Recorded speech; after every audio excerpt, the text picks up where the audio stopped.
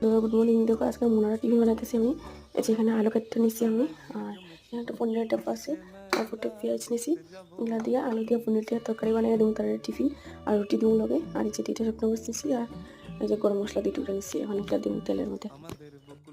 অল্প একটু আস্তে কথা কই, কারণ আমার মুখে এই যে কোনো ঘা হচ্ছে, একটু অল্প আস্তে আস্তে কথা বলতেছি। দিয়ে দিচ্ছি এগুলোর মধ্যে। এখন আর আটা একটু বেশি মাখছি, ঘরেও একটু খাওয়াইবো আর স্কুলে টিফিন দেওয়াইবো, তার এই কারণে।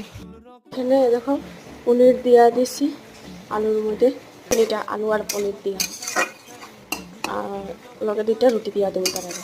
কাল সকাল আমরা শোনা ওইটা গেছি দিদি আর লগে চলে যাইতো গো, ওই চলে যাইতানি তুমি শোনা, এই জন্য যেতানি চলে। এদিকে ভাতও বইয়া দিছি, আর এদিকে আমার এটাও কমপ্লিট হয়ে গেছে। রুটি বানানো কমপ্লিট, তরকারিটাও বানানো কমপ্লিট। এখন তারা টিফিনগুলো বক্সের ভিতরে দিয়া দিন।